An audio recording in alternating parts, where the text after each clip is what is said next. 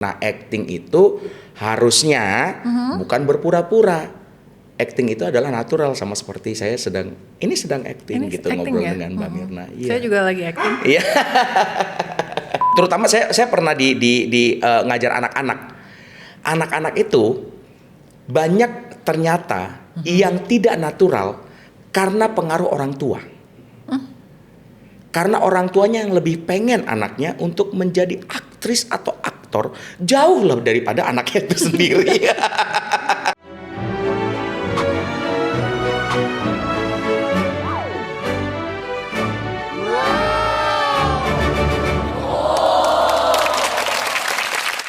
Selamat datang di Tahu Bulat, Lapak Crispy, tempat kita nyemelin ilmu bareng saya, Mirna Paramita. Hari ini kita istirahat dulu ya, dari bahasan sains, nggak bahas kuantum-kuantuman, nggak bahas teknik sipil dan lainnya. Kita bahas sesuatu yang lebih ringan tetapi lebih dahsyat, tentang karakter, persona, dan acting. Karena kita sering hidup di dunia panggung sandiwara kan? Kayak judul lagu lawas itu, yang saya juga nggak tahu judulnya, emang ada ya Bu? Belum lahir. Makanya hari Ini panggung sandiwara. Makanya hari ini saya undang orang yang berkutat di panggung sandiwara, konten kreator, aktor, acting coach, dan komika juga ya. Please welcome Ibob Tarigan. Mohon perkenalkan diri dulu seperti tadi ngiklan buat jadi talent saya. Iya. Sebelumnya saya tadi nggak jadi ngebahas kuantum dan ngebahas mengenai sains kayak gitu. Maaf, ekspektasi saya ini saya udah berbicara ngebahas kuantum loh ya? di sini loh. Ya, saya Ibob Tarigan dan pekerjaan saya sehari-hari adalah menunggu callingan dari Mbak Mirna. Oke. Tinggi badan. Berat badan. Tinggi badan, berat badan, hadap kiri, hadap kanan. Pengalaman terakhir. Ya itu acting saya di panggung teater itu dari SMA ya, tahun 97 dulu. Teater tuh. Teater SMA, terus dari Bandung. Jadi di Bandung itu ada yang namanya kabaret. Kabaret itu adalah kayak Nyanyi. komedi musikal yang kayak gitu, potongan-potongan lagu kayak gitu.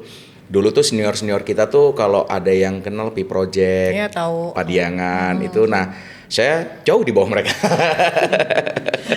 Tapi basicnya hampir yang ya dengan komunitas-komunitas yang sama lah di Bandung gitu. Terus tahun 2007 saya ke belakang layar menjadi tim kreatif dari Extravaganza dulu. Oh, keren. Ya, bergabung dengan senior-senior saya yang dari Bandung itu gitu. Iya, itu Jadi lagi. tim kreatifnya Extravaganza zaman dulu tuh kalau nggak bisa bahasa Sunda itu pasti nggak ngerti. Karena di belakang layar tuh semuanya menciptakan cerita-ceritanya itu semuanya berbicara dengan bahasa Sunda. Inside joke-nya harus. Karena pemain-pemainnya juga rata-rata orang-orang dari Bandung juga kan gitu. Terus itu tim kreatif setelah Resis itu. banget ya? Ya? Resis banget ya itu ya? Iya, memang. Kita sebagai Javanis Cuman kan dulu kan tidak ada yang memviralkan kan. Iya. Padahal bahasa Sunda, kalau nggak ada yang bisa bahasa Sunda, keluar ruangan aja gitu. Oke, terus 2012 saya bersama dengan teman-teman di Jakarta itu bikin satu channel YouTube namanya Cameo Project. Sampai 2021 kita bubar dan sekarang saya sendiri dengan akun YouTube dan akun YouTube dan akun Instagram dan TikTok Ibob Tarigan gitu. Sekarang brandingnya adalah aktor komedi yang peduli peternakan karena saya dulu kuliahnya peternakan. Another thing. Gitu. Peternakan? Iya. Dari banyak profesi nih, paling yang disuka yang mana? Yang saya paling suka kalau bisa hidup dari situ ya, siaran radio.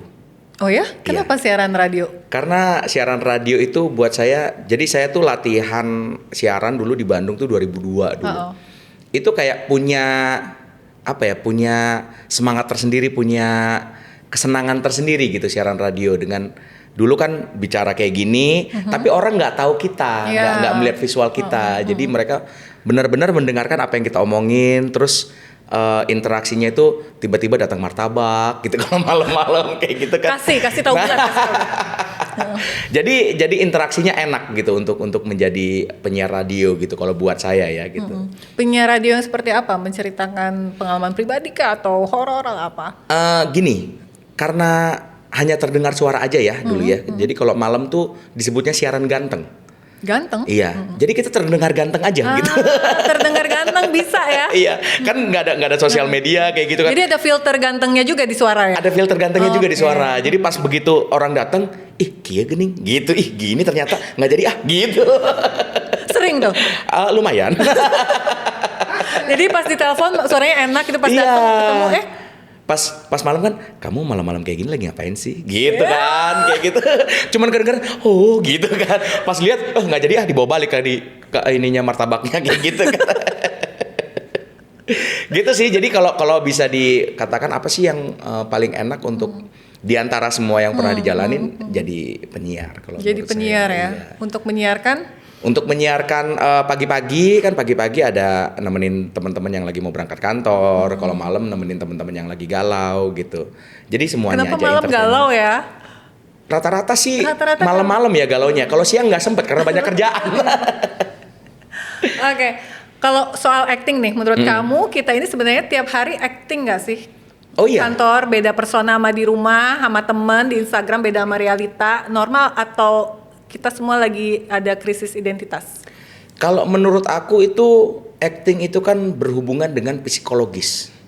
Jadi di dalam teori kognitif psikologi, mungkin Mbak Mirna juga tahu kan ya. Ada belief system, ada attitude, ada behavior. Nah, behavior kita di rumah, behavior kita ketemu dengan orang kantor nggak bisa disamain kan. Kita ketemu dengan orang yang kita look up, dengan ketemu dengan orang yang setara dengan kita juga biasa-biasa aja. Itu kan tergantung dari attitude kita kan, sikap kita kan belajar dengan historicalnya kita dan belief systemnya. Kita percaya kalau misalkan dengan orang ini saya ngobrol santai pun dia bisa bereaksi dengan santai. Tapi kita percaya bahwa orang ini adalah orang yang darah biru. Wah, saya nggak bisa berbicara seperti saya berbicara dengan teman saya. Nah, sebenarnya itu bukan acting. Sebenarnya itu adalah respon kita terhadap apa yang kita percaya dan apa yang kita ketahui. Jadi semuanya berjalan dengan natural. Nah, acting itu harusnya bukan berpura-pura. Acting itu adalah natural, sama seperti saya sedang acting Ini gitu acting ngobrol ya? dengan Mbak Mirna. Iya. Saya juga lagi acting. Iya. Kalau lagi acting misalnya teater, kamu baca ruangan itu gimana sih? Apa yang pertama lo cari dari penonton? Yang pertama adalah kita percaya ada dua kepercayaan di dalam, kalau di panggung ya, kalau menurut saya ya. Ada kepercayaan terhadap dunia yang kita jalani sekarang, bahwa saya berada di atas panggung, bahwa saya adalah seorang aktor yang harus menjalankan sebuah cerita dan didirect oleh sutradara kan gitu kan. Itu adalah kesadaran pertama. Ada kesadaran kedua untuk menghidupkan dunia si karakter. Bahwa saya adalah si karakter yang ada di dunia ini. Kalau saya tidak percaya bahwa saya adalah karakter itu, bagaimana penonton bisa percaya? Kan ini masalah percaya gitu. Jadi ya harus ada dua kepercayaan itu. Itu turunannya banyak nanti gitu. Bagaimana kita bisa berada di dalam dua kesadaran itu. Tapi menurut saya ya yang harus kita sadari di panggung itu, bahwa saya memang adalah aktor, tapi saya adalah karakter yang sedang menghidupkan dunia ini. Kalau bukan saya yang menghidupkan dunia ini, penonton tidak akan percaya. Jadi saya tidak mencoba untuk membuat penonton percaya, tapi yang pasti saya harus membuat saya percaya. Nice. Gitu. Gimana Mbak Mirna? Udah bisa? Jadwal kosong loh. Bisa stand up juga atau sering stand up? Tuh orang pikir komika itu kan lucu karena bakat ya, tapi kan sebenarnya banyak juga tuh tekniknya. Bisa diceritain nggak? Iya, kalau saya itu pakai satu komedi Bible yang dari siapa ya? Ada cewek tuh, saya lupa. Dia bikin komedi Bible dan dia teori dengan empat keresahan. What is hard, what is weird, what is stupid, dan ya itulah, pokoknya ada 4 keresahan itu. Dan untuk setupnya dari 4 keresahan itu sebenarnya semua bisa lucu.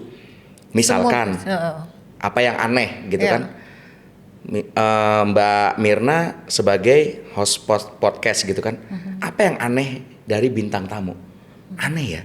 Gue pernah ketemu bintang tamu yang seperti ini, tapi dia ternyata, nah itu tuh sudah sebuah keresahan dan orang mau tahu, oh ya apa anehnya ya, sulit ya jadi host podcast gitu, karena saya harus duduk dan tersenyum meskipun orangnya itu saya tidak suka, gitu misalkan kayak gitu kan.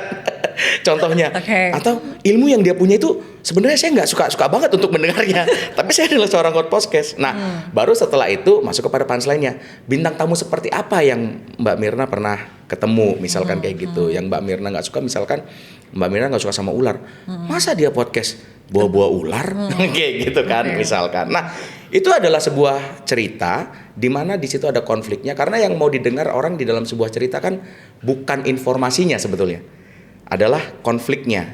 Nah, sebenarnya stand up comedy itu penuh dengan konflik yang diceritakan dengan waktu tertentu, sehingga itu sudah menjadi berdamai dengan si orang yang menceritakannya gitu.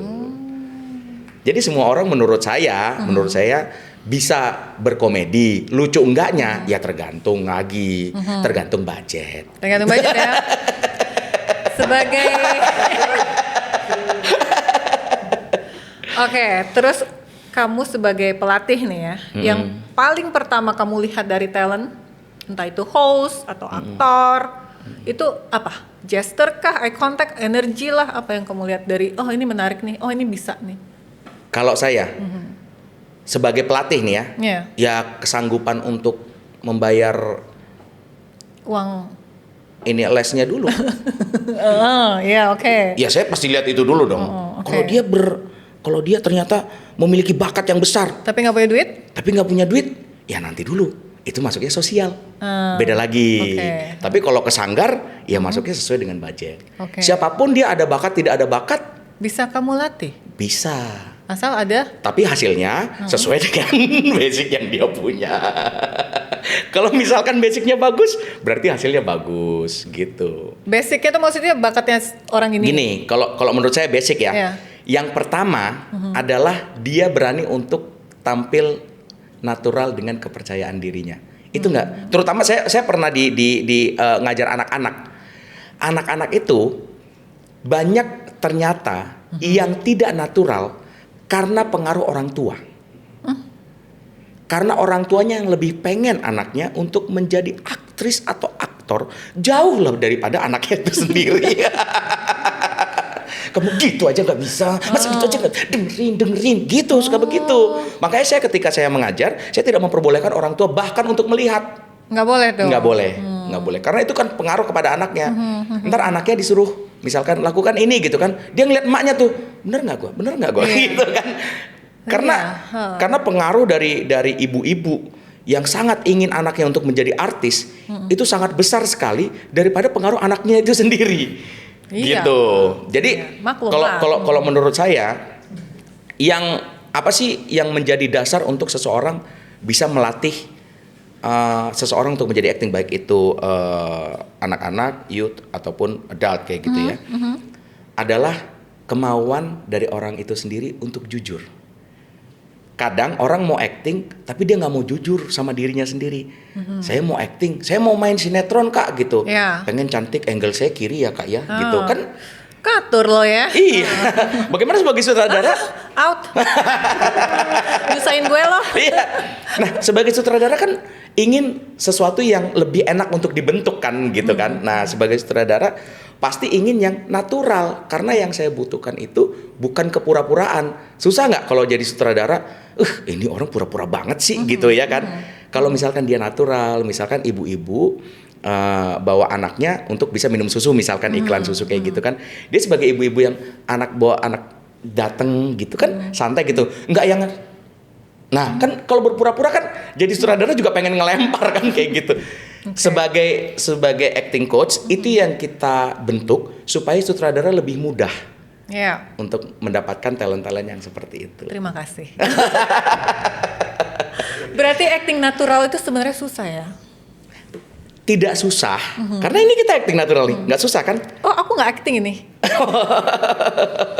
Ini natural. Nah ini yang sebenarnya ya, ini adalah acting sebagai host, ini adalah acting sebagai tamu dan kita berbincang di sini. Ini kan yang ingin ditonton orang adalah sesuatu yang seperti ini. Bahkan di film pun Tapi hal kayak gini, tapi diatur dunianya kan gitu, dalam dunia yang seperti. Tapi orang nggak mau berpura-pura. Nah, yang sulit adalah membawa karakter itu menjadi natural. Karena kalau misalkan Mbak Mirna sudah hidup sekian puluh tahun dengan Mbak Mirna, sudah percaya seperti kalau Mbak Mirna duduk begini, ya itu memang adalah Mbak Mirna. Kalau Mbak Mirna tangannya seperti ini, ya itulah Mbak Mirna gitu kan. Tapi kalau saya harus berperan sebagai Mbak Mirna, ya, saya harus melihat karakter behavior Mbak Mirna. Kenapa sih Mbak Mirna pas saya ngomongin kayak gini terus jadi kayak gini? Nah, terus jadi kayak gini. Jadi kayak gini. Nah, kenapa sih? Itu kan harus mempelajari supaya saya tidak terlihat berpura-pura jadi Mbak Mirna. Proses itu yang sulit. Tapi kalau saya sebagai ibu setiap hari saya berperan sebagai ibu tidak sulit. Gitu.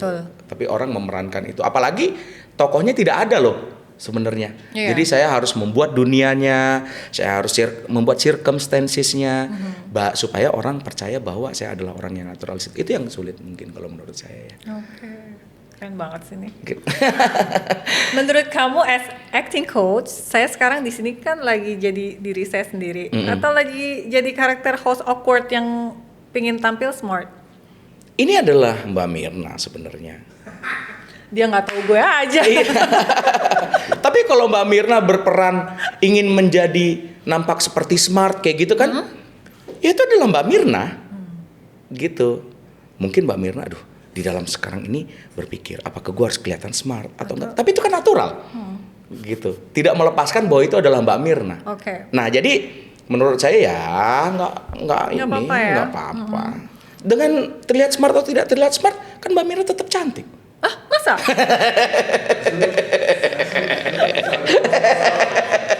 Oke, mau tanya nih ya. Kesalahan paling umum host pemula tuh kayak gimana? Host? Iya, kayak saya kan pemula banget nih. Kesalahannya apa yang biasanya pemula lo nggak keren gitu? Kesalahan umum, saya tidak pernah memperhatikan kesalahan umum host pemula ya. Karena pemula membuat kesalahan itu wajar buat saya. Namanya juga pemula. Iya. Gitu. Ya itulah naturalnya seorang pemula. Iya, tapi biasanya apa sih? Kedipnya terlalu banyak kah atau menurut saya kesalahan umum host pemula adalah, atau aku nih yang lihat prompter terus karena nggak tahu mau nanya apa. Nggak masalah. Sebetulnya tadi orang pada nggak tahu. Tapi waktu Mbak Mirna bilang prompter, orang jadi tahu. Oh, Mbak Mirna pakai prompter ya? Of course. Tapi itu pun nggak salah. Kesalahan utama ya. Tidak ya berusaha menjadi orang lain, itu yang kesalahan utama sih kalau menurut saya sih. Tidak mengenal diri sendiri gitu. Saya tuh sebenarnya gimana ya? Saya pengen jadi kayak Deddy Corbuzier gitu. Tiba-tiba Mbak Mirna ngeliat saya kayak gini terus gitu, biar kayak Deddy Corbuzier gitu kan. Saya pengen kayak Denny Sumargo misalkan kayak. Karena kan melihat look up kepada orang-orang yang sudah sukses untuk menjadi host. Oh gitu, saya harus tanya dia mengenai pernikahannya, saya harus tanya dia mengenai jadi iya kan harus mencari personalnya supaya ini menjadi viral, supaya ini menjadi sesuatu yang bisa di-share di TikTok. Nah, itu kan kalau pemula menurut saya menjadi sesuatu yang tidak wajar kalau berusaha mengikuti orang lain. Ngapain jadi Denny Sumargo? Mendingan jadi host Denny Sumargo kan kayak gitu daripada host di sini. Nah, kalau kayak Mbak Mirna kan enak. Jadi Mbak Mirna diri sendiri meskipun emang baru Mbak? Banget, baru ya? Baru kan? Baru berapa jam? 2 jam. Baru tadi sama ini. Iya, kalau misalnya nih, kan kita udah berapa tahun nih di sini kan, di meja ini ya? Udah berapa tahun kita? Ada. Ini mau ulang tahun perak nih kayaknya 25 tahun nih. Kalau lu bisa bedah gue berdasarkan apa yang lu lihat berapa menit ini dan kasih input biar gue jadi host yang agak-agak keren dikit tuh gimana? Maaf, saya lebih ke paranormal Yuna di sini nih kayaknya ini. Berusaha untuk melihat ya. Coba lihat garis tangannya bagaimana, Pak.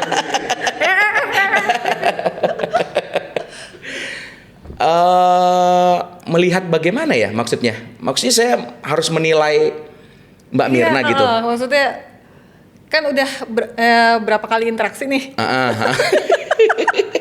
Berkali-kali banget nih kita nih. Coba dibedah deh kalau gue tuh host yang seperti apa. Kalau Mbak Mirna ini menurut saya rasa keingintahuannya memang tinggi gitu kan. Itu adalah salah satu basic yang sangat baik untuk bisa menjadi host. Apapun berusaha diterima dengan senyuman gitu kan. Jawa ya Mbak ya? Jawa. Jawa ini pundi? Solo. Solo. Oh. Wah. Solo tenan iki. Tuh kelihatan dari anggunnya gitu. Dari cara tertawanya aja beda. Beda lah. Kalau Solo tuh kalau Bandung gitu. Nggak bisa. Beda. Nggak bisa. Nek Solo ini ngono. Iya, lembut ya ta? lembut. Aku ya Jogja, Mbak. Jogja. Loh, tenanan loh. Aku Jawa loh, Mbak. Oke. Tarigan toh? Iya. Lo tarikan ini mung Pelipis.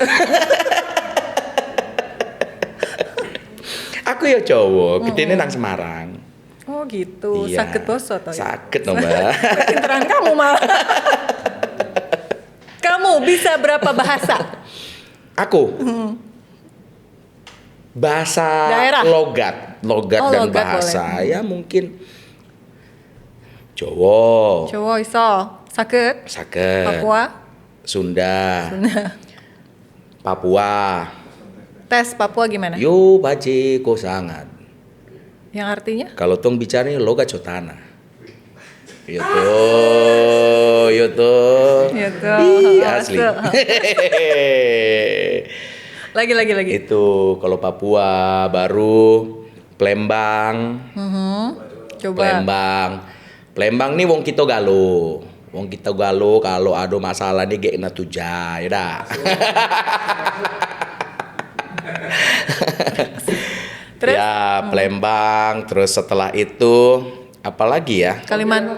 Ya, Pontianak belum masuk. Ambon nggak terlalu saya, karena saya lebih ke teman-teman tuh di Bandung tuh ada asrama Papua. Ada teman-teman asrama Papua saya. Terus abis itu apalagi ya? Jawa, Sunda, English, Nggak usah. Batak. of course. British. BS. Ya Karo lah, Karo, Batak, Karo, Medan, yang kayak gitu ya bisa lah. Karena itu kan it's Akar. in the blood ya, it's in the blood gitu. Akar. Soal tadi yang sempat kamu sebut kreator peternakan. Ceritain dong tentang peternakan kamu. Lagi ternak apa nih?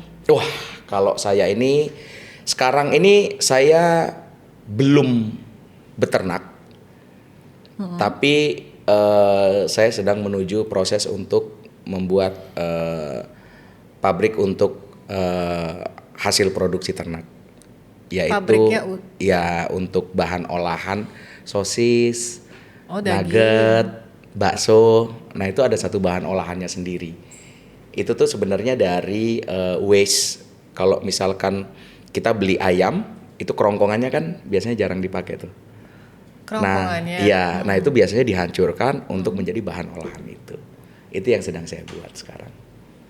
Jadi menerima hasil ayam, sisa ayam potong ya? Iya. Nah, kalau mau tahu mengenai peternakan, Mbak Mirna, saya memang kuliah di Unpad dulu, Fakultas Peternakan. Tapi sekarang isu yang terbesar adalah yang tidak diketahui orang-orang bahwa pemerintah sedang mengeluarkan dana 20 triliun dari Danantara untuk membuat untuk menambah kandang-kandang ayam dan menambah produksi telur. Yang kita tidak tahu. Maksudnya? Yang kita tidak tahu apakah itu benar budgetnya dibikin untuk itu, apakah benar. Karena pengusaha-pengusaha ayam kenapa nggak diajakin kalau kayak gitu, kan udah ada, pengusaha-pengusaha telur udah ada. Iya. Kenapa harus membangun pabrik pakan sendiri? Apakah mau membuat korporasi sendiri? Oh, apakah begitu? Nah, itu yang sekarang saya coba bikin Cari tahu. podcastnya. Saya bikin podcast sendiri untuk media peternakan sendiri. Jadi isu-isu peternakan yang disampaikan kepada publik dan terutama orang urban dan Gen Z yang tidak tahu. Kok menarik sih ya? Iya, seperti contoh simpel lah. Mana lebih sehat, telur ayam kampung apa telur omega 3? Ayam kampung kalau orang Jawa. Omega 3 ya? Nah, Aku jadi pengen tahu. iya. Mana lebih sehat? Mana lebih sehat? Yang Susu tadi- ultra atau susu Enggak, freeze yang and tadi field? dulu Flag. omega 3 atau ayam kampung? Tergantung kebutuhan. Oke. Karena kalau sebenarnya kalau omega 3 itu kan bisa didapatkan dari ikan. Kayak gitu kan. Kenapa harus menambahnya dengan telur omega 3 dan dengan rekayasa pakan membuat telurnya lebih orange, terkesan itu lebih sehat. Oh, itu rekayasa? Iya, itu rekayasa pakan. Pakan. Iya, dibuat supaya orang tuh kalau lihat lebih orange tuh kayak seakan-akan itu lebih mahal gitu loh. Betul. Iya kan? Nah, itu banyak sekali mitos-mitos yang terjadi di masyarakat mengenai apa yang mereka makan sehari-hari gitu. Karena iklan juga kali ya, kalau kita bikin produk shot itu kan, apalagi telur ya, itu pasti ada grade warnanya tuh yang karena mesti kalau diperbaiki. kuning nggak menarik di mata. Tapi kan yang mau dilihat apakah dari visualnya atau dari gizinya, kan gitu. Sebenarnya telur biasa ya makanlah telur yang memang senatural mungkin telur. Kalau mau makan omega 3 ya makan ikan lah gitu. Ya makan telur ayam kampung. Telur ayam kampung dia ya ada telur ayam kampung, ada telur ayam Arab, itu beda lagi. Oh. Ya kan? Kadang telur ayam Arab itu disebutkan menjadi telur ayam kampung gitu. Tapi proteinnya memang lebih tinggi telur ayam kampung karena pakannya lebih liar. Lebih liar. Gitu kan. Ayam kampung pun lebih baik daripada ayam broiler biasa. Tahukah Mbak Mirna bahwa ayam yang setiap hari Mbak Mirna makan selain ayam kampung itu semuanya impor? Nggak tahu. 100% ayam di Indonesia itu impor. Oh ya? Jadi kalau misalkan pemerintah membuat dana 20 triliun untuk membangun membuat ayam baru misalkan kayak gitu, kandang ayam baru. Lah, ngimpor lebih banyak lagi dong. Iya kan? Lebih menarik ngomongin itu atau ngomongin iklan? Ngomongin teater. Iya, kok jadi daging semua? Kita kan tadi mau sejenak ya. Karena kalau saya ngomongin mengenai peternakan, banyak sekali keresahan saya mengenai industri peternakan. Industri peternakan itu ayam lah terutama ya. Ayam itu indukannya semua impor. Dan yang boleh mengimpor itu hanya sekitar 9 perusahaan di Indonesia. Sisanya itu cuma turunannya. Dan peternak-peternak Indonesia, tahu Mbak Mirna ngapain? Ngegedein abis itu dijual lagi. Iya, cuma gedein aja. Dan kalau dia kemitraan, harganya sudah ditentukan oleh si perusahaan itu. Jadi kalau misalkan harga pakannya lebih tinggi, dia dikasihnya bibit yang jelek nih. Kan kita nggak tahu dia bibit jelek apa enggak, kan tetap ayam kuning gitu kan. Kan si perusahaan tahu mana yang grade A, mana yang grade B, mana yang premium, mana yang gold, mana yang silver kayak gitu kan. Jadi kalau buat peternak-peternak kecil, ya udah kasih aja yang jelek-jelek, dia nggak tahu pincang, kakinya kering juga dia nggak tahu. Ntar dibilang, oh bapak kandangnya jelek sih. Betul. Oh, nah padahal dikasihnya yang bagus-bagus itu untuk perusahaan-perusahaan yang misalkan punya populasi 1 juta, ya dikasih yang bagus-bagus supaya nanti dia beli lagi ke orang yang itu, karena pakannya kan 70% dari ayam itu kan pakan nih. Pakannya juga beli ke mereka juga, ke pabrikan juga gitu. Di situ-situ aja ya. Di situ-situ aja duitnya. Nah, kalau peternak-peternak kecil yang orang kan image-nya peternak-peternak tuh pakai kandang bambu kayak gitu kan. Oh, sudah pasti mati dong. Karena dikasihnya jelek terus, dikasih jelek kapan nggak mati gitu.